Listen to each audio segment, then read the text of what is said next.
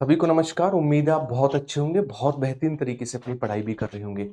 आज की वास्तव में जो क्लास है, देखो मैं हालांकि 8-8 7-7 टॉपिक एक बार में कवर करा रहा था, लेकिन आपका एग्जाम बहुत नजदीक है।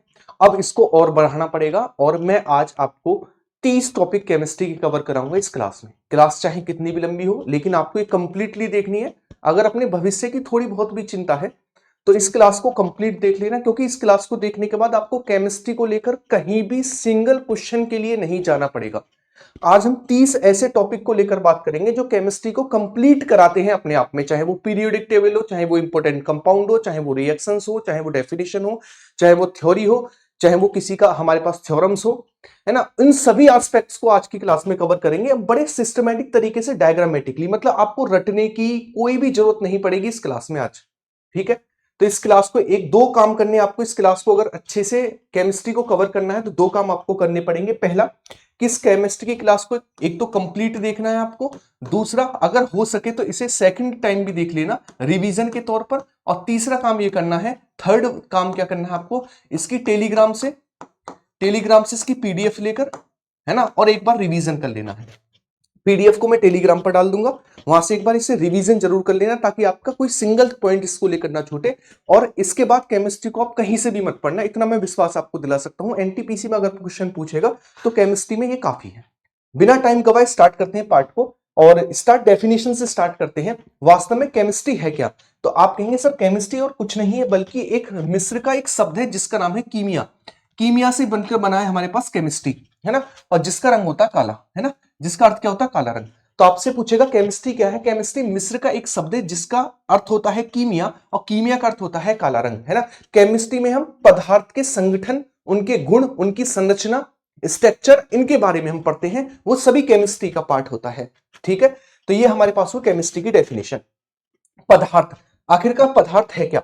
पदार्थ वो फिजिकल क्वांटिटी है जो स्थान घेरती हो, वो पदार्थ कहलाता है। जैसे हवा है, पानी है, टेबल है, चेयर है, ये सभी हमारे पास पदार्थ है। क्या आपकी फीलिंग पदार्थ है? नहीं। क्या आपकी लाइट पदार्थ है? जगह नहीं घेर रही, नहीं होगी। क्या हमारे पास टेस्ट यानी स्वाद पदार्थ है? स्वाद भी जगह नहीं घेरता। तो कभी कभी पूछ लेता निम्नलिखित में से कौन सा मैटर है, कौन सा मैटर नहीं है। तो आप याद रखेंगे ऐसी चीज जो जगह घेरती है वो सभी पदार्थ यानी मैटर कहलाते हैं, जो जगह नहीं घेरती वो हमारे पास पदार्थ नहीं कहलाते हैं। अब आप ये कहोगे सर मेरी फीलिंग तो उनके दिल में है, उनका दिल पूरा भरा हुआ है।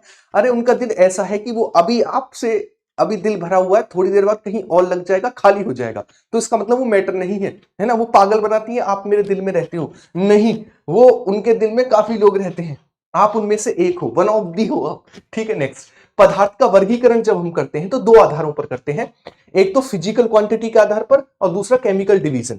फिजिकल डिवीजन में आते हैं सॉलिड, लिक्विड, गैस, प्लाज्मा और बीईसी, 5 स्टेट होती हैं। तो आपसे पूछता पदार्थ की कितनी अवस्थाएं होती हैं? 5, सॉलिड, लिक्विड, गैस, प्लाज्मा और बीईसी। अगर हम केमिकल डिवीजन के आधार पर बात करें तो पदार्थ 3 प्रकार के होते हैं, तत्व, यौगिक और मिक्सचर। 3 पदार्थ तरह के होते हैं, क्लियर है? अच्छा, अब हम एक एक को समझना स्टार्ट करते हैं। अगर मैं ठोस को लेकर बात करूं, देखिएगा इनकी क्वालिटी पूछी जाती है ठोस की। सबसे पहली क्वालिटी पूछी जाती है आकार, आकार के बारे में। ठोस जो होते हैं ना, इनके अणु पास पास होते हैं, तो इनका आकार एकदम से निश्चित होता है ना, फिक्स इनका आकार होता है। जबकि जो पदार्थ होता है गैस, लिक्विड होता है, लिक्विड, लिक्विड को आप कभी देखना, आप जिस बर्तन में डालोगे उसका आकार ले लेगा, है ना। जैसे बोतल में डाला, टंकी में डाला, अपनी जेब में डाला, है ना, किसी के ऊपर डाला तो उसका आकार ले लिया, इसका मतलब द्रव का आकार निश्चित नहीं होता लिक्विड का।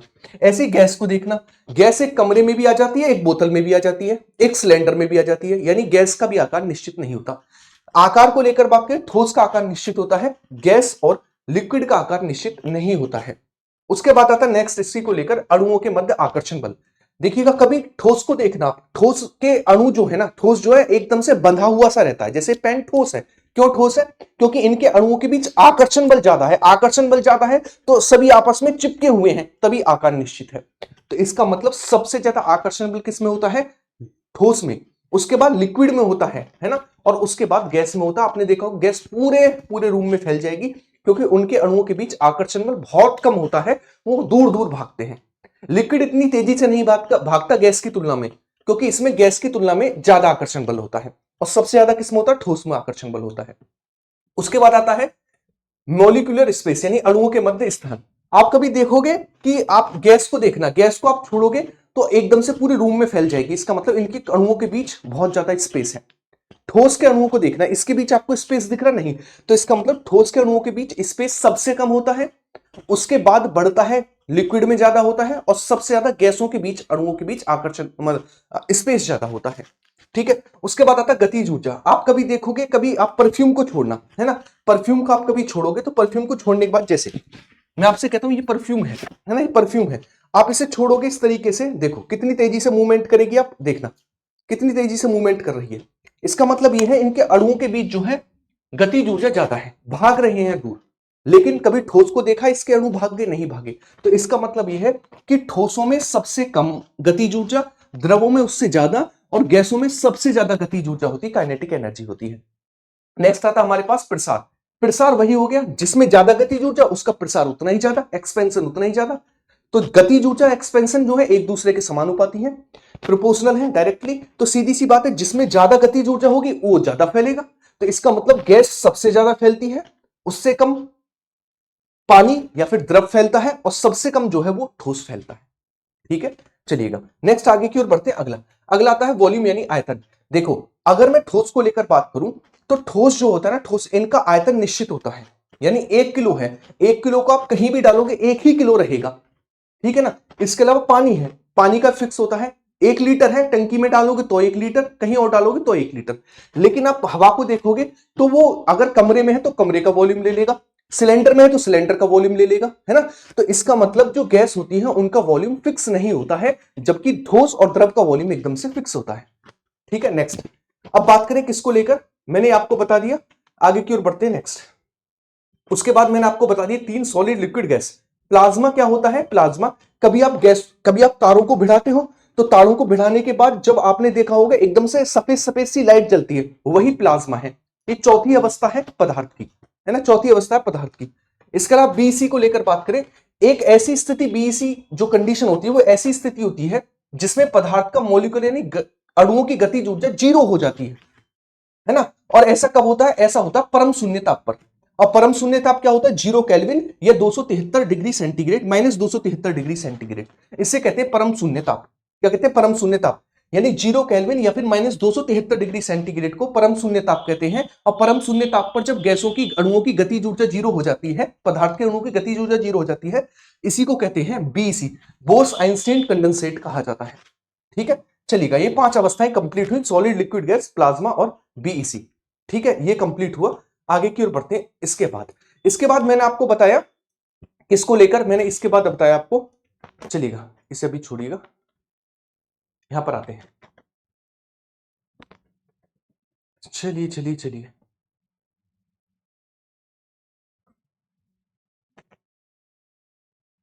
यहां पर आपको कुछ चीज दिखेंगी, जैसे एलिमेंट, इन्हें समझेंगे क्या क्या होते हैं, एलिमेंट क्या होते हैं, कंपाउंड क्या होते हैं। देखो अगर मैं बात करूं मैटर को, जब मैं बांटता हूं और पार्ट में, तो प्योर सब्सटेंस और मिक्सचर सब्सटेंस आते हैं, है ना। उसके बाद प्योर में आते हैं एलिमेंट और कंपाउंड, जबकि मिक्सचर में आते हैं होमोजीनियस और हेट्रोजीनियस मिक्सचर। क्या होता है, देखो एलिमेंट क्या होता है, अपने आप में सेम चीजों से मिलकर बना हमारे पास क्या कहलाता है, एलिमेंट कहलाता है। ठीक है, जैसे मैं बात करूं हाइड्रोजन एक एलिमेंट हो गया, ऑक्सीजन एक एलिमेंट हो गया, क्योंकि ऑक्सीजन अपने ही तरीके के अणुओं से मिलकर बना है, अपने आप में यूनिक है। ठीक है, जैसे फलों की चाट आप लोगे तो उसमें बहुत ज्यादा फल होंगे, लेकिन आप केवल केले को लोगे ठीक है, इसके अलावा अमरूद को लोगे तो अपने आप में अमरूद एक है, अपने तरीके के अपने ही अणुओं से मिलकर बना है। तो अपने तरीके के एक ही प्रकार के अणुओं से मिलकर बना होता है, उसे कहते हैं एलिमेंट। अब कंपाउंड क्या होता है, मान लीजिए आपको फलों की चाट लेनी है, और फलों की चाट का एक निश्चित अनुपात है, 4 पीस अमरूद, 4 पीस केला और 4 पीस अंगूर, है ना। तो ये क्या हो गया, फिक्स रेशियो हो गया। जब हम किसी चीज को फिक्स रेशियो में मिलाते हैं एलिमेंट को, तब यौगिक बनता है। जैसे मैं बात करूं H2O है, H2O तभी बनेगा H2O, कब बनेगा H2O, जब बनेगा जब हमारे पास हाइड्रोजन और ऑक्सीजन को 1:8 के अनुपात में मिलाएंगे, वरना कभी भी हमारे पास क्या नहीं बनेगा, पानी नहीं बनेगा, कुछ और बन जाएगा। यानी पानी क्या है, यौगिक है। यानी यौगिक क्या होते हैं, जब एलिमेंट को एक निश्चित अनुपात में फिक्स रेशियो में मिलाते हैं, तब हमारे पास एलिमेंट बनता है। क्या बनता है, एलिमेंट बनता है। क्लियर है, तो एलिमेंट सॉरी तब हमारे पास यौगिक यानी कंपाउंड बनता है। तो एलिमेंट और कंपाउंड कंप्लीट हुए। अब आओ मिक्सचर को लेकर, होमोजीनियस और हेट्रोजीनियस। होमोजीनियस वो होते हैं जब हम मिक्सचर को ऐसा घोल दे कि हम उसमें, जैसे चीनी और पानी है, हमने ऐसा घोल दिया ना तो चीनी दिख रही ना पानी, मतलब पूरी तरीके से घुल गया, ये कहलाता है होमोजीनियस मिक्सचर। और हेट्रोजीनियस क्या होता है, जैसे आप रेत को पानी में लो और मिला दो, कभी मिल पाएगा, नहीं मिल पाएगा, तो ये हेट्रोजीनियस मिक्सचर है, या हेट्रोजीनियस मिक्सचर कहलाता है। तो आप याद रखेंगे, होमोजीनियस और हेट्रोजीनियस आपके लिए कंप्लीट हुए। चलिएगा नेक्स्ट आगे की ओर बढ़ते हैं। अगला मिक्सचर मैंने बता दी, समांगी और विस्मांगी मैंने आपको बता दिए। जैसे सैंड और वाटर क्या होगा, हेट्रोजीनियस होगा, है ना, हेट्रोजीनियस होगा। शुगर और पानी क्या होगा, होमोजीनियस होगा, है ना, होमोजीनियस होगा, क्योंकि इसमें सारे कण मिल चुके हैं। नेक्स्ट आगे की ओर आते हैं। अगले रासायनिक एवं भौतिक परिवर्तन आते हैं।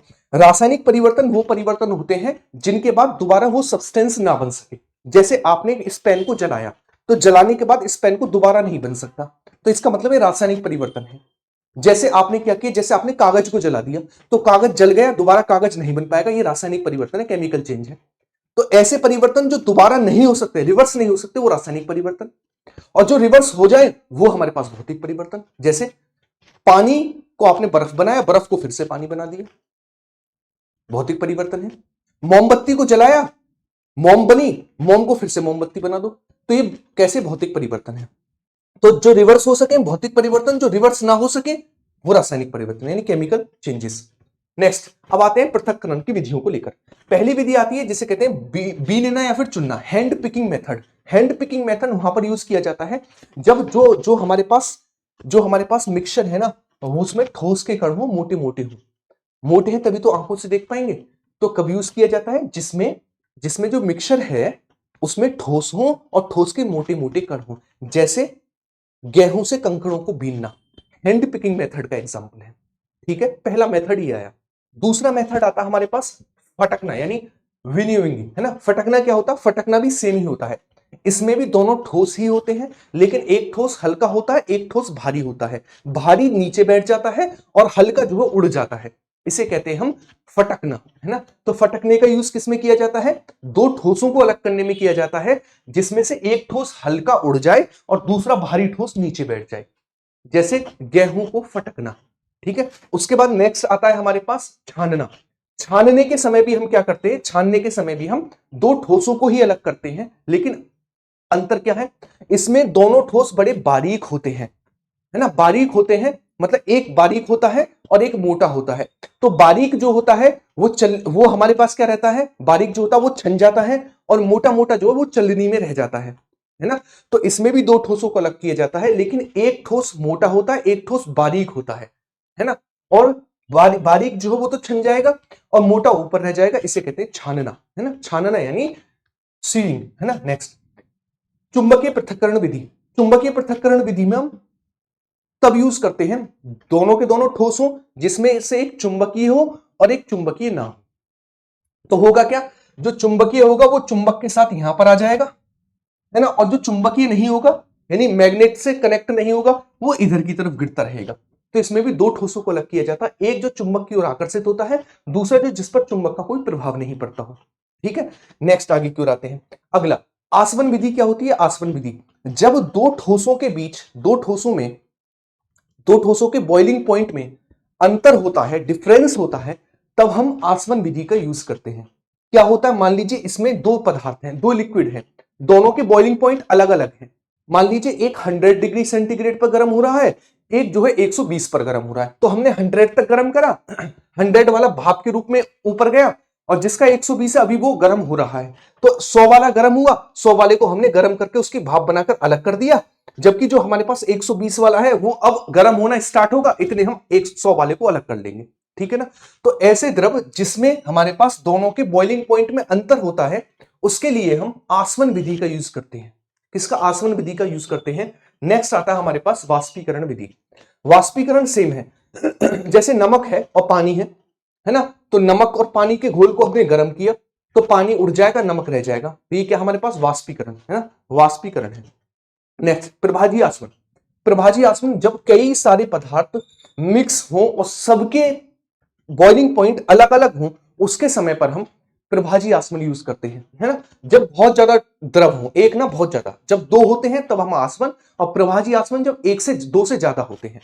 जैसे हम पेट्रोलियम को लेते हैं तो उससे एक टेम्परेचर पर लुब्रिकेंट अलग होता है, एक टेम्परेचर पर फ्यूल ऑयल अलग होता है, एक टेम्परेचर पर डीजल अलग होता है, एक टेम्परेचर पर पैराफिन अलग होता है, एक टेम्परेचर पर नेफ्था अलग होता है, एक टेम्परेचर पर पेट्रोल अलग होता है। तो यानी अलग अलग टेम्परेचर पर अलग अलग द्रवों को अलग कर दिया हमने। तो इसे कहा जाता है प्रभाजी आसवन विधि। क्या कहते हैं? प्रभाजी आसवन विधि कहा जाता है। कीप विधि, कीप विधि क्या था? Funnel method.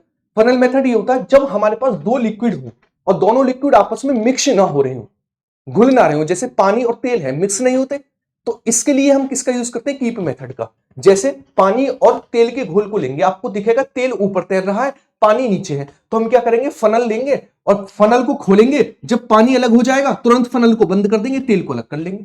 तो इसके लिए यूज करते हैं कीप मेथड। क्या यूज करते हैं? कीप मेथड यूज करते हैं। नेक्स्ट, एटॉमिक थ्योरी को लेकर बात करते हैं। किसको लेकर? एटॉमिक थ्योरी को लेकर। बहुत बेहतरीन रिवीजन हो रहा होगा, ऐसा मेरा मानना है। ठीक है, चलिएगा। एटॉमिक थ्योरी को लेकर अगर हम बात करें तो एटॉमिक थ्योरी क्या है? तो आपने कहा परमाणु सिद्धांत क्या है? परमाणु और अणु दो वर्ड आते हैं। सबसे पहले महर्षि कणाद ने इसका वर्णन किया। महर्षि कणाद ने किया था जब हम किसी पदार्थ को तोड़ते हैं, तोड़ते जाएं तोड़ते जाएं तोड़ते जाएं तोड़ते जाएं, तो एक ऐसी अवस्था आती है जिसमें उसे तोड़ना नामुमकिन हो जाता है। इसी को परम अणु कहा गया। उन्होंने कहा यह परम अणु होता है। वैज्ञानिकों ने आगे चल कर इसी को कह दिया परमाणु, और हमने खोज कर दी। नहीं, महर्षि कणाद ने सबसे पहले कहा था परम अणु।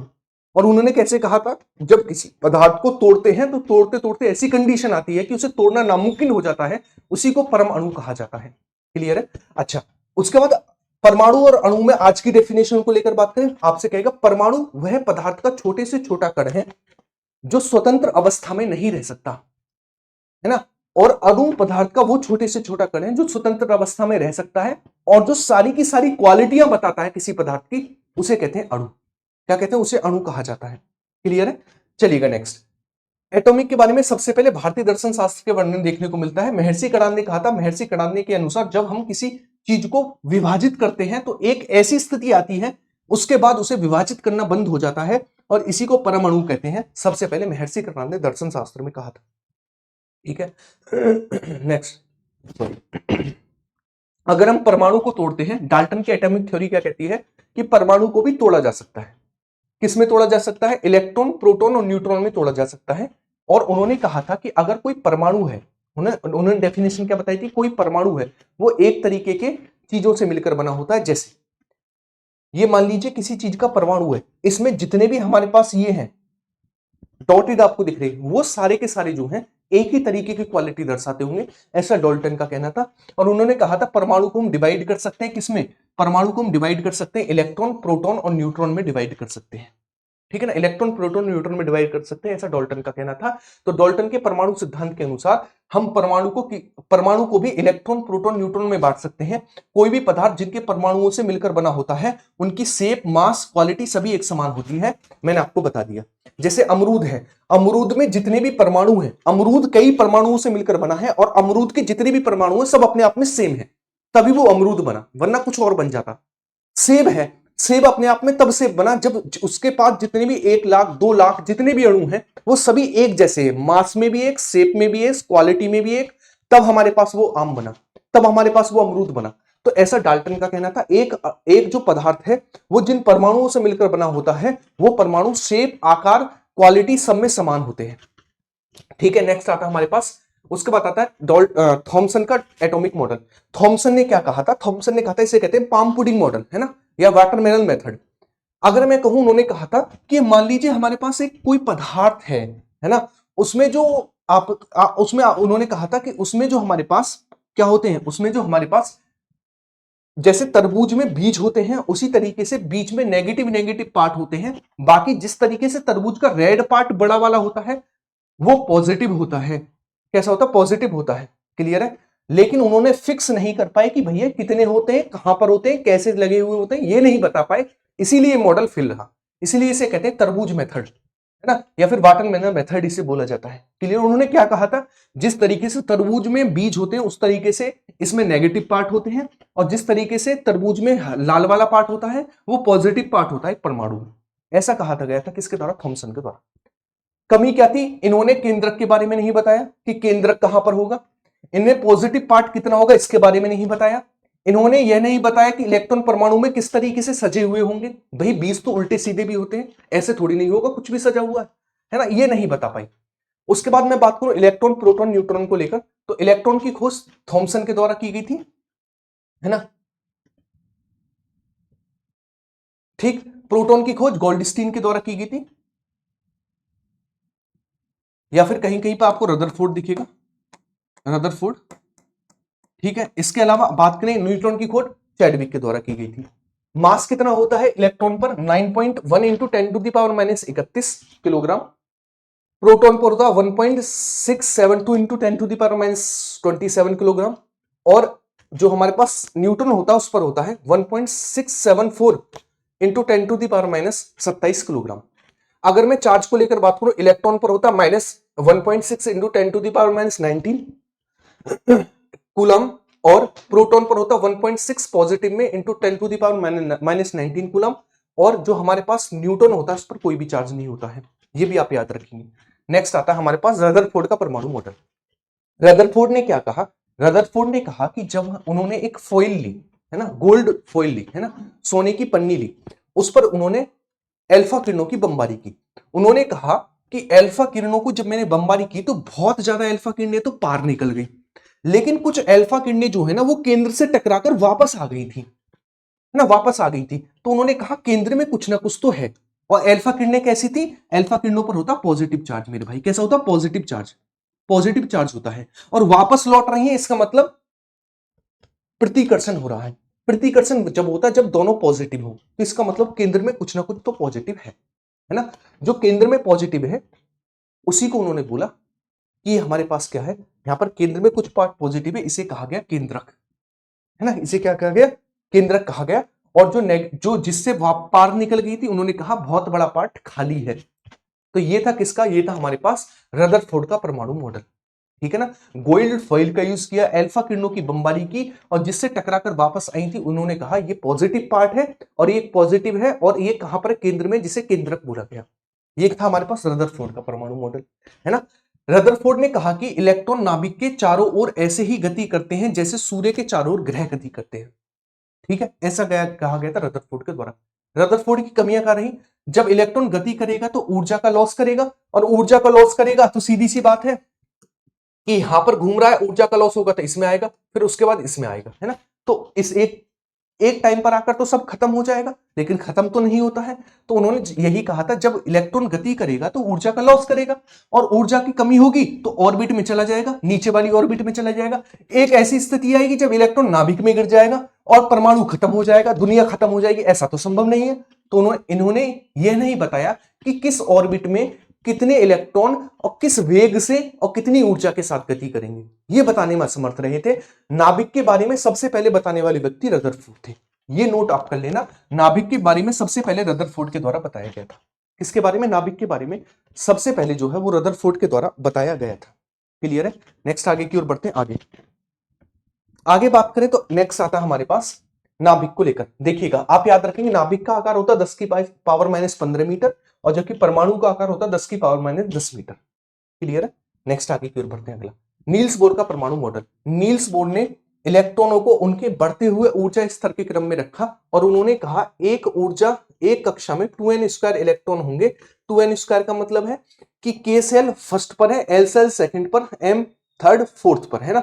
तो 2n² यानी पहली कक्षा में 2n² मतलब 1 का स्क्वायर 2 होंगे, सेकंड में 2n² मतलब 2 इंटू 2 का स्क्वायर यानी 8 होंगे। इस तरीके से उन्होंने बांटा था नील्स बोर ने, है ना। नील्स बोर का परमाणु मॉडल कहलाता है बढ़ते हुए ऊर्जा स्तर के क्रम में रखना। नील्स बोर का परमाणु मॉडल कहलाता है, ठीक है। ये सब कुछ मैंने लिख दिया है आपको समझाने के लिए, ठीक है। उसके बाद परमाणु क्रमांक और परमाणु भार क्या होता है। परमाणु क्रमांक क्या होता है?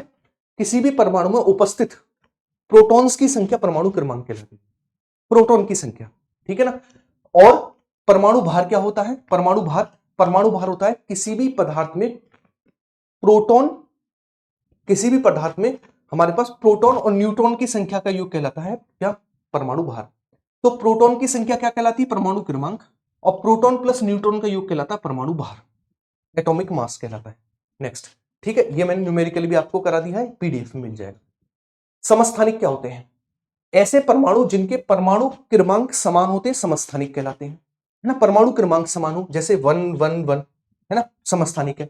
संभारिक क्या होते हैं? जिनके परमाणु भार समान हो, वो संभारिक कहलाते हैं, जैसे 14 14, ठीक है। इसके अलावा समन्यूट्रॉनिक, जिनमें न्यूट्रॉन की संख्या समान हो, यानी इसमें भी 8 न्यूट्रॉन, इसमें भी 8 न्यूट्रॉन, तो इसे कहते हैं समन्यूट्रॉनिक, ठीक है। उसके बाद आते हैं आइसोडाइफर। आइसोडाइफर वो होते हैं जिनमें हमारे पास क्या हो, जिसमें न्यूट्रॉन में प्रोटॉन का डिफरेंस इक्वल हो, वो आइसोडाइफर कहलाते हैं। तो आइसोडाइफर क्या होते हैं? जिसमें प्रोटॉन और न्यूट्रॉन का डिफरेंस सेम हो, है ना। इसमें भी प्रोटॉन न्यूट्रॉन का डिफरेंस 54 है, इसमें भी 54 है, ये कहलाता है आइसोडाइफर। क्या कहलाता है? आइसोडाइफर कहलाते हैं।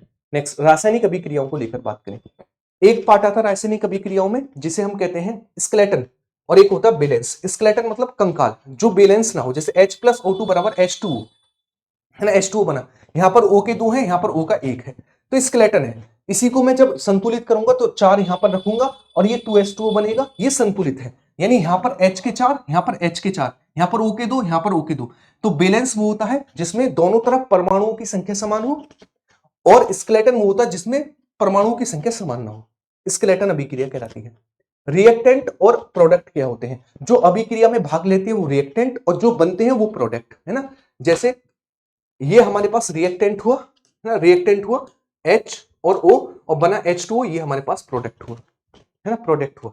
चलिएगा, जैसे आप और आपकी वाइफ रिएक्टेंट होंगी और आपके बच्चा होने वाला बच्चा क्या होगा? प्रोडक्ट होगा, ठीक है। नेक्स्ट आगे क्यों बढ़ते हैं। अणुसूत्र क्या होता है? अणुसूत्र वह सूत्र होता है जिसके द्वारा हम अणुओं की संख्या ज्ञात कर सकते हैं। जैसे ग्लूकोज C6H12O6 है, यानी कार्बन के 6, हाइड्रोजन के 12 और ऑक्सीजन के 6, इसे कहते हैं अणुसूत्र। मूल अनुपाती सूत्र वो होता है जिसमें हम अणुओं की संख्या ज्ञात न कर पाए। जैसे ग्लूकोज का जो मूल अनुपाती सूत्र वो है H2O, CH2O, है ना, और बेंजीन का है CH। बेसिक फॉर्मूला इसे कहा जाता है, क्लियर। नेक्स्ट आता है हमारे पास संयोजन अभिक्रिया, यानी ऐसी अभिक्रिया जो दो पदार्थ मिलकर, दो या दो से अधिक आप कह सकते हैं अभिकारक मिलकर एक उत्पाद बनाए, उसे कहते हैं हम संयोजन। यानी संयोजन होता है C+O2 CO2, संयोजन हो गया, है ना। 4H+O2 2H2, यानी संयोजन हो गया। दो या दो से अधिक रिएक्टेंट मिलकर एक प्रोडक्ट बनाए, संयोजन। उसके बाद आता है वियोजन, जस्ट इसका उल्टा, अपघटन, है ना। आप कहेंगे जब एक सब्सटेंस दो या दो से अधिक प्रोडक्ट में टूट जाए, उसे कहते हैं हम क्या? अपघटन अभिक्रिया, है ना। जैसे 2KClO3 2KCl+3O2, ठीक है। नेक्स्ट, उसके बाद आता है उत्क्रमणीय अभिक्रिया, यानी ऐसी अभिक्रिया जो रिवर्स हो जाए, वो उत्क्रमणीय अभिक्रिया कहलाती है। जैसे 2H2O है ना, तो इसे अगर मैं बनाना चाहूं, जैसे 4H+O2 से 2H2O बना, अब 2H2O को मैं लाइट दे दूं तो वो हाइड्रोजन और ऑक्सीजन में टूट जाएगा, है ना। तो इसे कहते हैं उत्क्रमणीय अभिक्रिया, यानी प्रोडक्ट से रिएक्टेंट और रिएक्टेंट से प्रोडक्ट बन जाए। लेकिन अनुत्क्रमणीय अभिक्रिया होती है जिसमें रिएक्टेंट से प्रोडक्ट तो बन जाए, लेकिन प्रोडक्ट से रिएक्टेंट ना बन पाए, रिवर्स ना हो पाए, वो कहलाती है हमारे पास अनुत्क्रमणीय अभिक्रिया। उसके बाद आता है विस्थापन अभिक्रिया। विस्थापन अभिक्रिया बहुत सिंपल है, कंपटीशन की तरह है। ज्यादा अभिक्रियाशील रिएक्टेंट कम अभिक्रियाशील रिएक्टेंट को हटा देते हैं कंपटीशन से, उसे कहते हैं विस्थापन अभिक्रिया, विस्थापित कर दिया। जैसे AgNO3 + NaCl, तो इसमें क्या होगा? इसमें यह होगा कि जो हमारे पास Na है वो Ag को हटा देगा, क्योंकि Na ज्यादा रिएक्टिव है, तो होगा क्या? होगा ये Ag को हटा देगा, NaNO3 और AgCl, Ag को अलग कर दिया, ठीक है। तो ज्यादा अभिक्रियाशील रिएक्टेंट जो होंगे वो कम अभिक्रियाशील रिएक्टेंट को हटा देंगे, ये कहलाती है हमारे पास विस्थापन अभिक्रिया। ऊष्मा शोषी अभिक्रिया, ऐसी अभिक्रिया जिसमें ऊष्मा का अवशोषण हो, जो ऊष्मा को खा जाए, वो कहलाती है ऊष्मा शोषी, है ना। ऊष्मा शोषी अभिक्रिया कहलाती है। एंडोथर्मिक रिएक्शन कहलाती है, जैसे बर्फ का पिघलना, लोहे का पिघलना, पानी का वाष्पीकृत होना।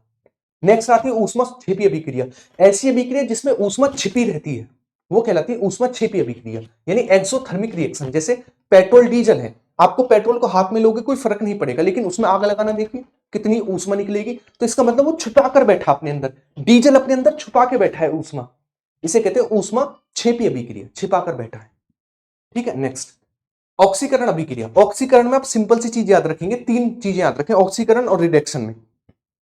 अगर ऑक्सीजन ऐड हो रही है, हाइड्रोजन हट रही हो, इलेक्ट्रॉन की कमी हो रही हो, इसे कहते हैं ऑक्सीकरण रिएक्शन। इसका जस्ट उल्टा होता है रिडक्शन। ऑक्सीजन हट रही हो, हाइड्रोजन ऐड हो रहा हो, इलेक्ट्रॉन ऐड हो रहे हो, इसे कहते हैं रिडक्शन रिएक्शन। जैसे एग्जांपल के थ्रू समझिए, 4 Mg प्लस O2 है ना, तो इसमें क्या हुआ, Mg के साथ O जुड़ गया, क्या जुड़ गया, O जुड़ गया, यानी ऑक्सीजन का ऐड होना ऑक्सीकरण। इसका मतलब ये Mg का Mg2O में ऑक्सीडेशन हो गया, है ना। जैसे Cu प्लस O2, Cu2O, तो इसका मतलब यह है Cu में ऑक्सीजन ऐड हो गई, इसका मतलब यह है कि Cu का Cu2O में ऑक्सीडेशन हो गया। तो इसका मतलब 3 पॉइंट याद रखेंगे, अगर ऑक्सीजन ऐड हो, हाइड्रोजन घटे, इलेक्ट्रॉन घटे, ऑक्सीडेशन। इसका जस्ट उल्टा, ऑक्सीजन की कमी हो, हाइड्रोजन ऐड हो और इलेक्ट्रॉन ऐड हो, रिडक्शन, है ना। ये रही रिडक्शन अभिक्रिया, ठीक है ना, ये रही रिडक्शन अभिक्रिया जो मैंने आपको बताई। नेक्स्ट रिडॉक्स अभिक्रिया। रिडॉक्स सिंपल है, जिसमें ऑक्सीडेशन और रिडक्शन दोनों एक साथ हो रहे हो, वो रिडॉक्स अभिक्रिया कहलाती है। ऑक्सीडेशन और रिडक्शन एक साथ होंगे तो रिडॉक्स अभिक्रिया कहलाएगी। नेक्स्ट, उसके बाद आता है प्रकाश संश्लेषण। क्या होता है प्रकाश संश्लेषण, चीजों को समझेंगे। प्रकाश संश्लेषण बहुत सिंपल है। मान लीजिए पेड़ है, ये पेड़ पानी लेगा जमीन से, कार्बन डाइऑक्साइड लेगा वायुमंडल से, तो बनाएगा क्या, C6CO2 जो वायुमंडल से कार्बन डाइऑक्साइड ली, 6H2O जो धरती से पानी लिया, बनाएगा क्या, ग्लूकोज और ऑक्सीजन बनाएगा। इसे कहते हैं प्रकाश संश्लेषण। यानी वातावरण से कार्बन डाइऑक्साइड, जमीन से पानी लेकर ग्लूकोज और ऑक्सीजन बनाना ही क्या कहलाता है, प्रकाश संश्लेषण कहलाता है ना, प्रकाश संश्लेषण कहलाता है। संक्षारण क्या होता है, संक्षारण, जब आप देखते हो किसी चीज को खुले में छोड़ दो तो उस पर जो है जंग लग गई, काला पड़ गया, नीला पड़ गया, है ना, उसे कहते हैं संक्षारण, यानी कोलिजन बोलते हैं। जैसे आपने कई बार देखा होगा, चांदी को खुला छोड़ने पर उस पर एक काले रंग की परत चढ़ जाती है, जिसे कहते हैं सिल्वर सल्फाइड। सिल्वर सल्फाइड की काले रंग की परत चढ़ती है। इसके अलावा तांबे को खुला छोड़ने पर उस पर कॉपर कार्बोनेट की हरे रंग की परत चढ़ जाती है। कभी कभी पूछता है किस रंग की चढ़ती है, हरे रंग की तांबे पर, किसकी चढ़ती है, कॉपर कार्बोनेट की चढ़ती है, ठीक है। इसके अलावा आप देखते हो लोहे को खुला छोड़ देने पर हाइड्रेट फेरस ऑक्साइड की परत जम जाती है, जिसे हम जंग कहते हैं। संक्षारण क्या है, जंग लग जाना, काला पड़ जाना, नीला पड़ जाना, हरा पड़ जाना, यानी चीजों को खराब होना संक्षारण है, ठीक है। नेक्स्ट आगे की ओर बढ़ते हैं। अम्ल क्षार लवण को लेकर बात करें। अम्ल जो है स्वाद में हमारे पास खट्टे होते हैं, और ये जो है ना हमारे पास वो रेड लिटमस को, सॉरी ब्लू लिटमस को रेड कर देते हैं, ब्लू को रेड कर देते हैं। क्षार जो होते हैं स्वाद में कैसे होते हैं, खारे होते हैं, और ये रेड को ब्लू कर देते हैं, है ना। रेड लिटमस पेपर को कैसा कर देते हैं, ब्लू कर देते हैं, वो क्षार कहलाते हैं। जिनका पीएच मान 7 से ज्यादा होता है वो कहलाते हैं क्षार, जिनका पीएच वैल्यू 7 से कम होती है वो कहलाते हैं अम्ल, और जो 7 पर होते हैं उन्हें कहते हैं उदासीन। जैसे जैसे 7 से ऊपर 14 की तरफ जाएंगे हम, वैसे वैसे स्ट्रॉन्ग क्षार बनेंगे, और जैसे जैसे हम 1 की तरफ आएंगे तो स्ट्रॉन्ग अम्ल बनेगा, है ना, स्ट्रॉन्ग अम्ल बनेगा। जैसे अम्लों की धातु से क्रिया करने पर, डायरेक्टली आप याद रखेंगे, जब अम्ल धातु से क्रिया करते हैं तो हाइड्रोजन गैस निकालते हैं, ठीक है। जब अम्ल जो है हमारे पास धातु कार्बोनेट से क्रिया करते हैं तो कार्बन डाइऑक्साइड गैस निकालते हैं। ये डायरेक्टली आपको याद रखने फैक्ट है, ठीक है ना। प्रबल अम्ल क्या होते हैं, जो पानी में आसानी से H+ आयन दे दे, वो प्रबल अम्ल होते हैं, है ना। और प्रबल क्षार क्या होते हैं, जो आसानी से OH नेगेटिव आयन दे दे पानी में, वो क्षार कहलाते हैं। जैसे इसके एग्जांपल HCl, H2SO4, HNO3, ये है प्रबल अम्ल। प्रबल क्षार Cl, दुर्बल अम्ल, अच्छा दुर्बल अम्ल वो होते हैं जो आसानी से H+ आयन ना दे, वो दुर्बल अम्ल कहलाते हैं। जैसे CH3COH, HCOH। अब क्षार को लेकर बात करें, यहां पर आया क्षार, चलो क्षार को लेकर बात करें, सेम ऐसे ही कर लेना।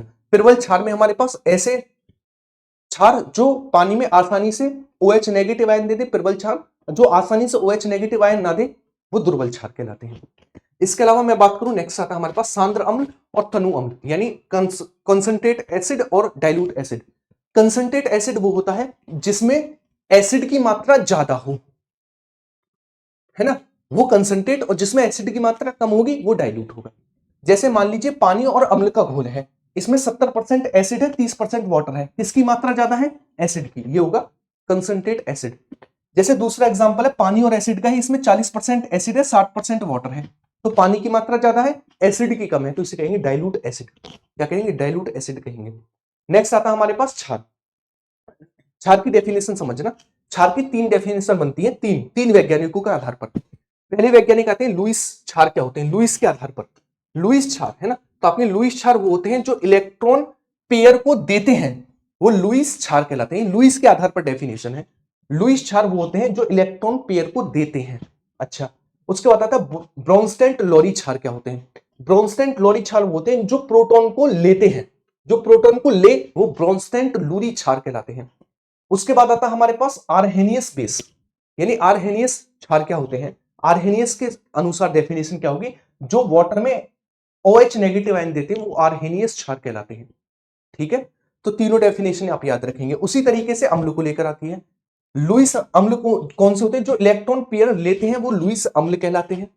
अच्छा, ब्रोंस्टेंट लोरी क्या कहते हैं, जो प्रोटॉन देते हैं वो हमारे पास अम्ल कहलाते हैं।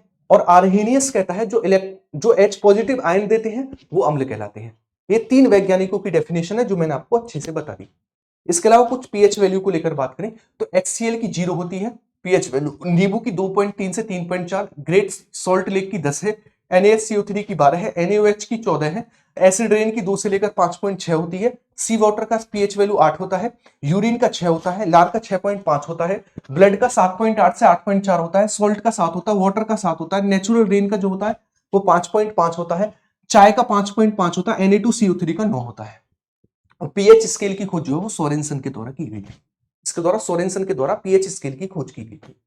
अब नेक्स्ट बात करते हैं कुछ अम्लों को लेकर, जैसे नींबू संतरा खट्टे फलों में सिट्रिक अम्ल होता है, सिरका में एसिटिक अम्ल होता है, मधुमक्खी व चींटी के डंक और नेटल के पौधे में फॉर्मिक अम्ल होता है, खट्टा दूध व दही में लैक्टिक अम्ल होता है, आंवला पपीता ब्रोकली में एस्कॉर्बिक एसिड होता है, कच्चा आम अंगूर इमली और अनानास में टार्ट्रिक अम्ल होता है, पालक टमाटर घास में ऑक्जेलिक अम्ल होता है और यूरिन में यूरिक अम्ल होता है।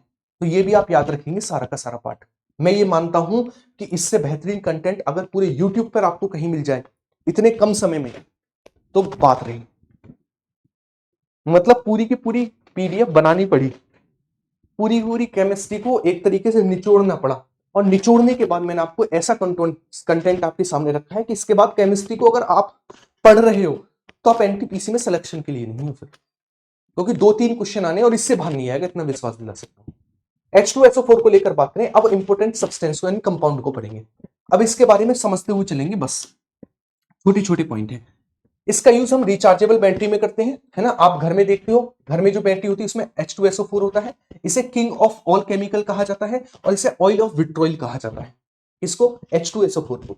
उसको बताता है नाइट्रिक अम्ल, ये मेटल से रिएक्शन नहीं करता है, ठीक है ना। इसका यूज उर्वरक और विस्फोट बनाने में किया जाता है और ये एक्वारेजिया बनाता है। एक्वारेजिया कैसे बनता है, HNO3 का 1 अनुपात और HCl का 3 अनुपात लेने पर एक्वारेजिया बनता है।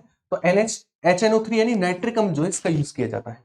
उसके बाद आता है नेक्स्ट ऑक्जेलिक अम्ल। टमाटर का स्वाद इसी के कारण होता है, टमाटर में ऑक्जेलिक अम्ल होता है। फोटोग्राफी में इसका यूज करते हैं, आर्टिफिशियल रेन में इसका यूज करते हैं और इसी की वजह से हमें क्या होता है, किडनी स्टोन भी हो जाता है। इसी की वजह से क्या हो जाता है, किडनी स्टोन भी हो जाता है। उसके बाद कंसंट्रेट बेस और डाइल्यूट बेस, ये शायद मैंने आपको बता भी दिया था, है ना। जो हमारे पास कंसंट्रेट होता है जिसमें बेस की मात्रा ज्यादा हो, जैसे 80% इसमें बेस है कंसंट्रेट, और डाइल्यूट वो होता है जिसमें बेस की मात्रा कम हो, जिससे इसमें 30% है। नेक्स्ट आगे क्यों बढ़ते हैं। स्ट्रॉन्ग बेस क्या होते हैं, वीक बेस क्या होते हैं, देखिएगा मैंने आपको बताया तो जो आसानी से OH नेगेटिव आयन दे दे वो स्ट्रॉन्ग बेस, जो आसानी से OH नेगेटिव आयन ना दे वो हमारे पास क्या होते हैं, वीक बेस होते हैं। जैसे स्ट्रॉन्ग में NaOH KOH और CaOH को होल ट्वाइस, उसी तरीके से MgOH का होल ट्वाइस NH4OH, ये वीक बेस है। नेक्स्ट आगे क्यों बढ़ते हैं। लवण क्या होते हैं, लवण हमारे पास क्या होते हैं, अम्ल और क्षार के संयोग से, है ना, लवण और जल बनता है। इस अभिक्रिया को उदासीनीकरण की अभिक्रिया करते हैं। तो लवण कब बनता है, जब बेस और सॉल्ट जो है, सॉरी, बेस और एसिड जो है आपस में क्रिया करते हैं, तब हमारे पास लवण बनता है। और इस अभिक्रिया को कहते हैं उदासीनीकरण की अभिक्रिया। जैसे NaOH plus HCl NaCl plus के H2O, इस तरीके से लवण बनता है, ठीक है ना। लवण के प्रकार होते हैं एसिडिक लवण, उदासीन लवण और क्षारीय लवण। यानी जो एसिडिक मतलब जो स्ट्रॉन्ग एसिड और वीक बेस से बने वो एसिडिक सॉल्ट कहलाते हैं। उदासीन जो स्ट्रॉन्ग बेस और स्ट्रॉन्ग एसिड से बने वो कहलाते हैं उदासीन। और जो क्षारीय मतलब क्षारीय ज्यादा है, तो इसका मतलब ये जो स्ट्रॉन्ग बेस और वीक एसिड से बनेगा वो कहलाएगा हमारे पास क्षारीय लवण। क्या कहलाएगा, क्षारीय लवण कहलाएगा। ठीक है, नेक्स्ट आगे की ओर बढ़ते हैं। अगला टार्ट्रिक अम्ल को लेकर बात करें तो टार्ट्रिक अम्ल क्या होता है, इसका यूज जो है ना बेकिंग सोडा बनाने में करते हैं, जो आप घर में यूज करते हो, है ना। इसे कहते हैं बेकिंग सोडा को NaHCO3 कहते हैं। सोडियम बाइकार्बोनेट भी कहते हैं। जो हमारे पास टार्ट्रिक अम्ल होता है, इमली और अंगूर में टार्ट्रिक अम्ल होता है, इसमें इमली और अंगूर में टार्ट्रिक अम्ल होता है। लैक्टिक अम्ल, दूध व दही में लैक्टिक अम्ल पाया जाता है, ठीक है ना। ज्यादा एक्सरसाइज करते हैं तो हमारी हड्डियों में लैक्टिक अम्ल जमा हो जाता है, जिसके कारण हमें पेन होता है। जब हम दौड़ते हैं तो एक सिन पेन होता है ना, वो इसी के कारण होता है, लैक्टिक अम्ल के कारण ही। बोरिक अम्ल, बोरिक अम्ल का फॉर्मूला होता है H3PO4। इसका यूज हम पाउडर बनाने में करते हैं, जो आप पाउडर डर्मीकूल पाउडर लगाते हैं ठंडा ठंडा कूल कूल, वो इसी के कारण बनता है। नेक्स्ट मैग्नीशियम हाइड्रोक्साइड, इसका फॉर्मूला होता है MgOH का होल ट्वाइस। इसे कहते हैं मिल्क ऑफ मैग्नीशिया। क्या कहते हैं? Milk of magnesia. इसका यूज हम इनो बनाने में करते हैं, पेट की गैस खत्म करने में। ये एंटाऑक्सीडेंट भी होता है, एंटाऑक्सीडेंट भी होता है। कैल्शियम ऑक्साइड, कैल्शियम ऑक्साइड का फॉर्मूला होता है CaO, है ना, CaO। इसे कहते हैं क्विक लाइम। क्या कहते हैं? क्विक लाइम इसे बोला जाता है। मिट्टी की अम्लीयता को दूर करने में CaO का यूज किया जाता है। इसका यूज सीमेंट बनाने में किया जाता है। अगर सीमेंट में कितने परसेंट CaO होता है? 60 से 70%। अगर सीमेंट में 70% से ज्यादा CaO हो जाए तो क्रैक पड़ जाते हैं, और 60% से कम रह गया तो जमेगा नहीं, है ना, तो जमेगा नहीं सीमेंट। नेक्स्ट कैल्शियम हाइड्रोक्साइड, इसे कहते हैं चूने का पानी, है ना, चूने का पानी। CaOH का होल ट्वाइस इसका फॉर्मूला होता है। इसे कहते हैं कैल्शियम हाइड्रोक्साइड भी कहते हैं। जब हम व्हाइट वॉशिंग करते हैं तो व्हाइट वॉशिंग करने के कारण हम CaOH का होल ट्वाइस की क्या करते हैं? व्हाइट वॉशिंग करते हैं। वो वातावरण की CO2 से अभिक्रिया करती है और CaCO3 बनाती है और चमक आ जाती है एकदम व्हाइट कलर पर। तो चमक किसके कारण आती है? वो संगमरमर का कंपाउंड होता है CaCO3, उसके कारण आती है। नेक्स्ट आता है NaCl, इसे कहते हैं टेबल सॉल्ट। क्या कहते हैं? टेबल सॉल्ट कहते हैं NaCl को। ब्राइन सॉल्यूशन क्या होता है? ब्राइन सॉल्यूशन NaCl और H2O का मिश्रण जो होता है इसे कहते हैं ब्राइन सॉल्यूशन, यानी नमक और पानी का घोल ब्राइन सॉल्यूशन कहलाता है। नेक्स्ट एसिटिक अम्ल, एसिटिक अम्ल क्या होता है? CH3COH। कहां पर होता है? गन्ने की खोई में ही होता है।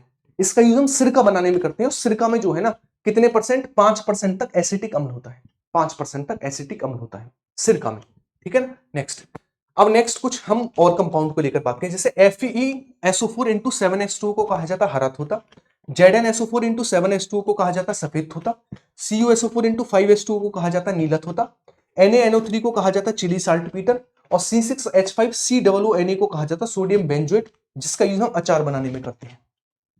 नेक्स्ट आता है अगला, आगे की ओर बढ़े तो हमारे पास आता है अब आवर्त सारणी को लेकर कुछ फैक्ट आते हैं। जैसे आवर्त सारणी बेसिकली है क्या? मेंडलीफ, देखिएगा मेंडलीफ की आवर्त सारणी, एक एक की आवर्त सारणी को समझते हुए चलो।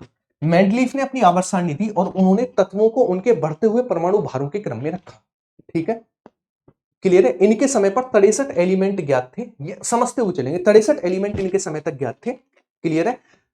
मेंडलीफ की पीरियोडिक टेबल में 8 कॉलम और 7 पीरियड देखने को मिलते हैं, क्लियर है। और इन्होंने कुछ जगह खाली भी छोड़ी थी पीरियोडिक टेबल में। ये क्वेश्चन रेलवे का फेवरेट क्वेश्चन है, कौन कौन सी जगह पर कौन कौन सा एलिमेंट आया, ठीक है ना। इन्हें कहते हैं फादर ऑफ पीरियोडिक टेबल, जबकि मॉडर्न पीरियोडिक टेबल का फादर मोजले को कहा जाता है, ठीक है। इन्होंने जो खाली स्थान छोड़े उनकी जगह पर, जैसे ए का बोरॉन छोड़ा उसकी जगह पर स्कैंडियम आया, ए का एल्यूमिनियम छोड़ा उसकी जगह पर गैलियम आया, ए का सिलिकॉन छोड़ा उसकी जगह पर जर्मेनियम आया। ये क्वेश्चन पूछता है ए का एल्यूमिनियम की जगह पर क्या आया था, ए का बोरॉन की जगह पर क्या आया था, ठीक है ना। मेंडलीफ ने अक्रिय गैसों के लिए भी खाली स्थान छोड़ा था, जिसे जीरो ग्रुप बोला गया, ठीक है। नेक्स्ट, इनकी कमियों को लेकर बात करें तो इन्होंने एलिमेंट में परमाणु भारों के क्रम बढ़ते हुए क्रम में रखा, पहली कमी तो ये थी। इन्होंने समस्थानिकों के लिए कोई भी जगह नहीं छोड़ी, दूसरी कमी ये थी। हाइड्रोजन की स्थिति को सटीक नहीं बता पाई, तीसरी कमी ये थी, है ना। और इनके समय पर 63 एलिमेंट ज्ञात थे, बाकी के 118 वर्तमान में हैं, तो उनकी जगह नहीं छोड़ पाई, तो ये भी इनकी कमी थी, ठीक है ना। इसके अलावा कम परमाणु भार वाले एलिमेंट को ज्यादा परमाणु भार वाले एलिमेंट से दूर रखना, जैसे हमारे पास कोबाल्ट का होता है 58.8 और निकिल का होता है 57.8। कोबाल्ट को निकिल से पहले रख दिया, जबकि बढ़ते हुए क्रम में रखना था, ठीक है, ये भी इसकी कमी थी। नेक्स्ट, उसके बाद आता है हमारे पास डोबेनियर का त्रिक नियम। डोबेनियर ने यह कहा था कि पहले तत्व का एटॉमिक मास और तीसरे तत्व के एटॉमिक मास का एवरेज निकालें तो बीच वाले तत्व का एटॉमिक मास आता है ना। जैसे 40.1 प्लस 137.3 डिवाइडेड बाई 2 187.6, ये था डोबेनियर का त्रिक नियम। तो डोबेनियर के 3 त्रिक आप याद रखेंगे, lithium sodium potassium, calcium strontium barium, chlorine bromine iodine. कभी कभी पूछता है आयोडीन और ब्रोमीन के साथ किसको रखा गया था, बेरियम और स्ट्रोंशियम के साथ किसको रखा गया था, तो ये 3 पेयर आपको रटे हुए होने चाहिए। नेक्स्ट आते हैं हमारे पास डोबेनियर के त्रिक नियम की कमी क्या थी। सबसे पहले एलिमेंट को इन्होंने एटॉमिक मास के बढ़ते हुए क्रम में रखा, पहली कमी तो यही होगी। इनके समय पर 53 एलिमेंट खोजे गए थे और बाकी के एलिमेंट की कोई जगह नहीं थी। प्लेटिनम उत्प्रेरक की खोज किसके द्वारा की गई थी? डोबेनियर के द्वारा की गई थी, ये भी आप याद रखेंगे, प्लेटिनम उत्प्रेरक की खोज। उसके बाद आता न्यूलैंड का अष्टक नियम। न्यूलैंड ने यह कहा था कि उन्होंने इनके समय पर 56 एलिमेंट ज्ञात थे, ये भी आप याद रखेंगे। इन्होंने कहा था कि पहला एलिमेंट 8वें एलिमेंट के साथ समानता दर्शाता है, जैसे सा रे गा मा पा धा नी सा, है ना, तो सा मत सा, तो पहला 8वें तत्व के साथ समानता दर्शाता है। ये था डोबेनियर का न्यूलैंड का अष्टक नियम। क्लियर है? कमियां क्या रही? एटॉमिक मास के बढ़ते हुए क्रम में रखा, पहली कमी ये रही, है ना। यह नियम केवल हल्के तत्वों तक लागू होता, भारी तत्वों पर जाकर ये फेल हो गया, है ना। कैल्शियम के बाद ये लागू नहीं हो पाया, है ना। इनके बाद और भी तत्व खोजे गए थे, उन पर भी लागू नहीं हो पाया, ये इसकी कमी रही थी डोबेनियर की। नेक्स्ट आगे आता है एलिमेंट। 118 एलिमेंट में 91 धातुएं हैं, 17 हमारे पास अधातुएं हैं, 7 उपधातुएं हैं और 3 हमारे पास अननोन है ना, 3 हमारे पास अननोन है। नेक्स्ट आगे की ओर बढ़ते हैं, आगे की ओर बढ़ते हैं, अगला बढ़ते हैं नेक्स्ट मोजले का। मोजले को लेकर बात करें, तत्वों के भौतिक एवं रासायनिक गुण उनके परमाणु क्रमांकों के आवर्ती फलन होते हैं, यानी इन्होंने तत्वों को परमाणु क्रमांकों के बढ़ते हुए क्रम में रखा और ये सफल भी रहे। आज वर्तमान में जो पीरियोडिक टेबल देखने को मिलती है वो इन्हीं की पीरियोडिक टेबल है। क्लियर है? इसके अलावा इनको लेकर बात करें तो इन्हें कहा जाता father of modern periodic table, father of modern periodic table इन्हें बोला जाता है, ये भी आप याद रखेंगे। नेक्स्ट आगे की ओर बढ़ते हैं, तो father of periodic table Mendeleev और मॉडर्न फादर पीरियोडिक टेबल मोजले को कहा जाता है। नेक्स्ट उसके बाद आपको ये वाला जो पार्ट दिखेगा इसे कहते हैं पी ब्लॉक, इसे कहते हैं डी ब्लॉक, इसे कहते हैं एस ब्लॉक और नीचे वाले को कहते हैं एफ ब्लॉक एलिमेंट, है ना, एफ ब्लॉक एलिमेंट कहते हैं। अब कुछ कुछ को लेकर बात करते हैं ना, इंपोर्टेंट एलिमेंट पीरियोडिक टेबल के, जैसे हाइड्रोजन, पूरे ब्रह्मांड में सर्वाधिक हाइड्रोजन है। लिथियम, सबसे हल्की धातु लिथियम है। मैग्नीशियम, सोडियम और पोटेशियम ऐसी धातुएं जिन्हें चाकू से काट सकते हैं और ये बहुत रिएक्टिव होती हैं, इसीलिए इन्हें किस में रखा जाता है? केरोसिन ऑयल में रखा जाता है। इसमें रखा जाता है, केरोसिन ऑयल में रखा जाता है। नेक्स्ट आगे क्यों आते हैं, अगला आगे क्यों आए तो देखिएगा, जो 18वां ग्रुप है इसे कहते हैं नोबल गैसों के लिए जीरो ग्रुप, है ना, और जो 17वां ग्रुप है इसे कहते हैं हेलोजन ग्रुप। क्या कहते हैं? हेलोजन ग्रुप कहा जाता है 17वें ग्रुप को। नेक्स्ट आता है हमारे पास कैल्शियम, हमारी हड्डी और दांतों का एलिमेंट कैल्शियम होता है, ठीक है। इसके अलावा यहां पर आता है सीजियम, सीजियम सबसे ज्यादा अभिक्रियाशील धातु है, सीजियम, है ना, सीजियम है।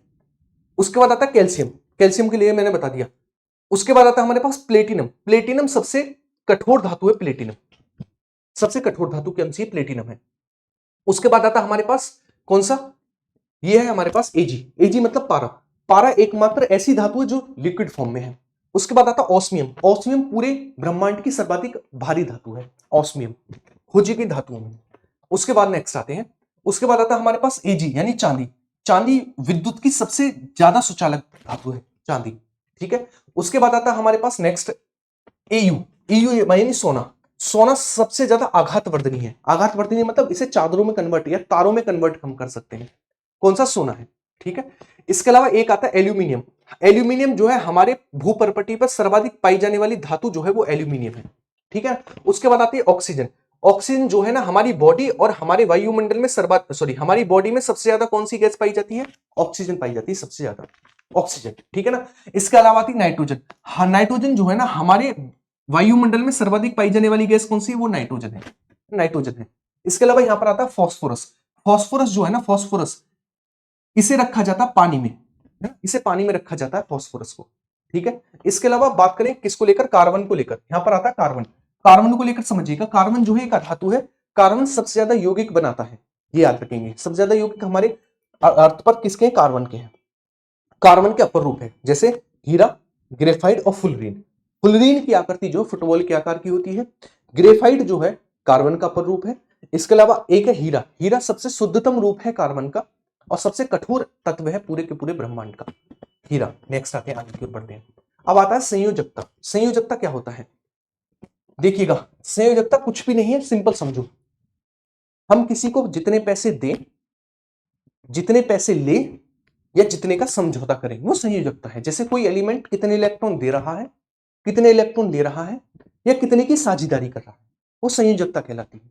आप सिंपल चीज याद रखिएगा, भारी कोश में 1 2 3 4 5 6 7 और 8 ये इलेक्ट्रॉन होंगे भारी कोश में, ठीक है। आपने कहा हाँ, अगर भारी कोश में 1 से लेकर 4 तक इलेक्ट्रॉन है तो उसकी संयोजकता वही सेम होगी। अगर भारी कोश में 1 है तो 1 संयोजकता, 2 है तो 2, 3 है तो 3, 4 है तो 4। अगर 5, 6, 7, 8 है तो हमारे पास, तो इसे 8 में से घटा देना। 8 में से क्या कर देना, घटा देना। जैसे किसी के भारी कोश में 7 इलेक्ट्रॉन है तो इसकी संयोजकता 1 होगी। 6 है तो 8 में से 6 घटाओगे 2 आएगी। तो अगर 1 से लेकर 4 तक है तो सेम संयोजकता रहेगी, और 5, 6, 7, 8 है तो 8 में से घटा देना। नेक्स्ट आते हैं, आगे की ओर बढ़ते हैं। यही मैंने लिखा है आपको, है ना, यही मैंने लिखा है। चलिएगा, मुझे आप बताएंगे, मैं आपके लिए क्वेश्चन दे रहा हूं होमवर्क के लिए, एक एक बच्चा इसका आंसर करेगा। मैं कह रहा हूं सल्फर है जो है ना, सल्फर, मुझे बताना सल्फर जो है इसकी संयोजकता कितनी होगी सल्फर की। आपके लिए होमवर्क का क्वेश्चन है, एक एक बच्चा आंसर करेगा। चलो नेक्स्ट, चार्ल्स के नियम को लेकर बात करें। अब आते हैं गैसों के नियम को लेकर। गैस, चार्ल्स का नियम क्या कहता है, नियत दाब पर यानी नियत प्रेशर पर वॉल्यूम जो है टेम्परेचर के समानुपाती होता है। ये चार्ल्स का नियम है ना। इसका मतलब V बराबर के टी, यानी K बराबर V अपॉन टी, या फिर मैं कह सकता हूं V1 upon T1 is equal to V2 upon T2। ये कहलाता है चार्ल्स का नियम। उसके बाद आता है नेक्स्ट हमारे पास अगला आता है बॉयल्स का नियम। बॉयल का नियम होता है नियत टेम्परेचर पर, कांस्टेंट टेम्परेचर पर volume is proportional to 1 upon pressure. ठीक है, या फिर मैं ये कह सकता हूं V is equal to K upon P, या फिर K बराबर VP, या फिर मैं कह सकता हूं V1 P1 बराबर V2 P2। ये किसका नियम है, बॉयल्स का नियम है। इसका नियम बॉयल का नियम है। नेक्स्ट, आगे की ओर बढ़ते हैं।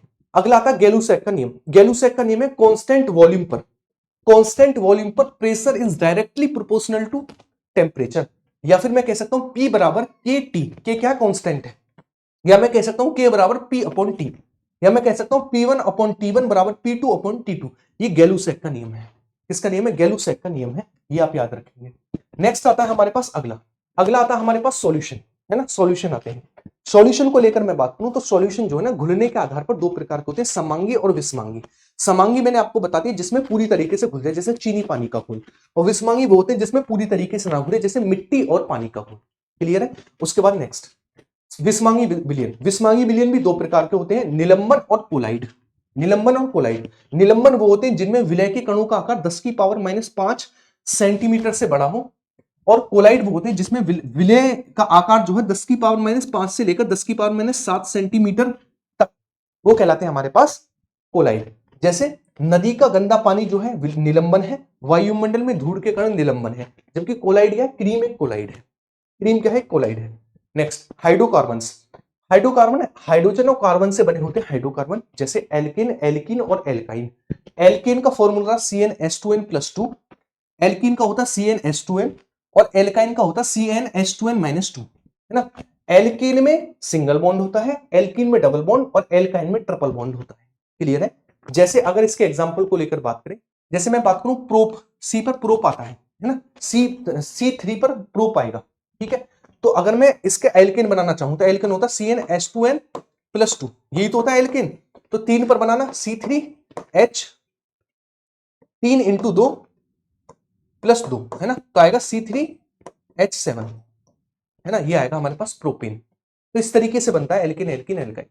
उसके बाद बैटरी को लेकर बात करें। बैटरी 3 प्रकार की होती है, प्राइमरी बैटरी, सेकेंडरी बैटरी और फ्यूल आयन बैटरी, है ना। देखो, प्राइमरी बैटरी वो होती है जिन्हें रिचार्ज दोबारा नहीं कर सकते, जैसे आपकी घड़ी का सेल दोबारा रिचार्ज नहीं कर सकते, है ना, ड्राई सेल, मरकरी सेल और ड्राई सेल प्राइमरी बैटरी के एग्जांपल, जिन्हें रिचार्ज नहीं कर सकते। जिन्हें रिचार्ज कर सकते हैं वो कहलाते हैं हमारे पास सेकेंडरी बैटरी, है ना, सेकेंडरी बैटरी, जैसे लिथियम आयन बैटरी, निकल कैडमियम बैटरी, इसके एग्जांपल है। उसके बाद आती है फ्यूल बैटरी। फ्यूल बैटरी का प्रयोग जो है स्पेस प्रोग्राम में किया जाता है, नॉर्मली नहीं किया जाता, है ना, स्पेस प्रोग्राम में किया जाता है, नॉर्मली नहीं किया जाता।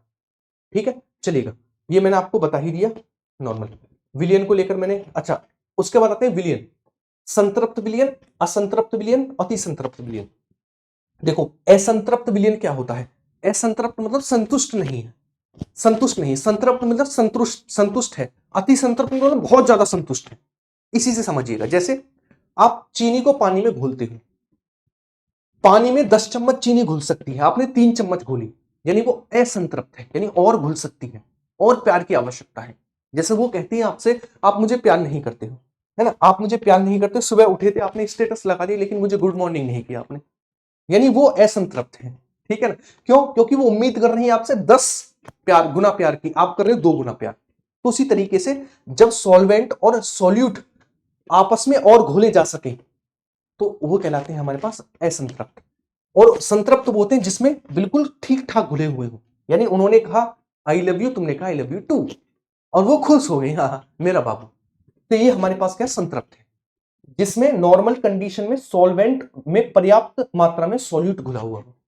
उसके बाद आते हैं सुपर सॉल्वेंट, है ना। अति संतृप्त, अति संतृप्त वो होता है उन्होंने कहा लव यू, आपने कहा लव यू टू, मैं बेबी तुमसे बहुत प्यार करता हूं, तुम्हारे बिना जी नहीं सकता, मैं तुमसे शादी करूंगा, मैं तुम्हें घुमाने लेकर जाऊंगा, बेबी तुम्हें क्या चाहिए, है ना, क्या कौन सी ड्रेस चाहिए, जो ड्रेस को थी वो तुम्हें दिलाऊंगा। यानी उन्होंने कहा था लव यू और आपने उन्हें 50 गुना दे दिया। यानी ऐसे सॉल्यूशन जिसमें सॉल्वेंट आवश्यकता से ज्यादा घुल गया हो, ज्यादा घुस गया हो, वो कहलाता है हमारे पास अति संतृप्त ना, अति संतृप्त कहलाता है। चलिएगा नेक्स्ट, उसके बाद आते हैं पॉलीमर्स। पॉलीमर, और देखिएगा एक शब्द आता मोनोमर, एक आता पॉलीमर। जैसे माला होती है ना, माला होती है, माला में छोटे छोटे मोती होते हैं, उन मोती जैसे मोतियों से मिलकर माला बनी होती है, उसी तरीके से पॉलीमर जो है ना वो मोनोमर से मिलकर बने हुए होते हैं, जिन्हें कहते हैं एकलक, है ना, एकलक कहते हैं। हर एक पॉलीमर का एकलक जरूर होगा, है ना। जैसे सबसे पहले आता है पॉलीथीन, पॉलीथीन का मोनोमर है एथीन, है ना, और इसका यूज प्लास्टिक की पन्नी बनाने में किया जाता है। सेकंड आता पॉलीस्टाइरीन, इसका मोनोमर है स्टाइरीन, इसका प्रयोग जो कंघा बनाने में किया जाता है। उसके बाद आता है पॉली एक्रिलोनाइट्राइल, इसका जो मोनोमर है वो है एक्रिलोनाइट्राइल, इसका यूज किया जाता है वुलन फाइबर बनाने में। उसके बाद आता है पीवीसी, पॉलीविनाइल क्लोराइड, इसका मोनोमर है विनाइल क्लोराइड, और इसका यूज प्लास्टिक पाइप बनाने में किया जाता है।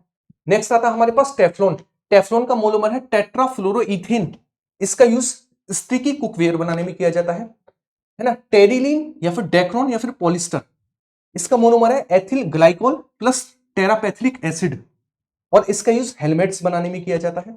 उसके बाद आता है नाइलॉन 66, नाइलॉन 66 का मोनोमर है hexamethylene diamine plus adipic acid, और इसका यूज ब्रशेस बनाने में किया जाता है।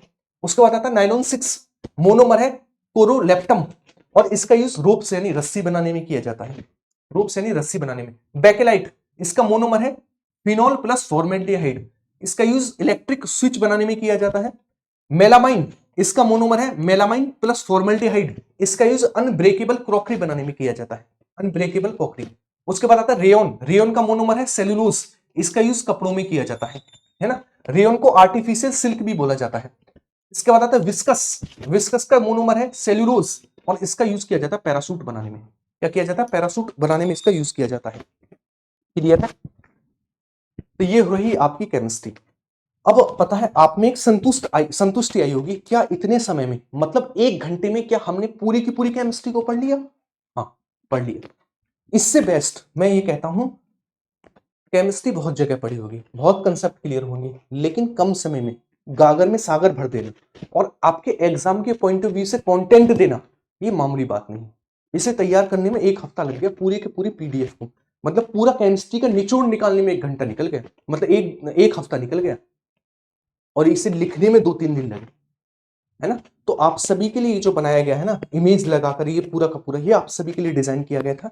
ये लगभग 200 पेजों की पीडीएफ है, जो आपको शाम को टेलीग्राम पर मिल जाएगी। मैं ये चाहता हूं एक एक बच्चा प्यारी सी कमेंट छोड़ के जाएगा कि आप सभी को क्लास कैसी लगी, है ना।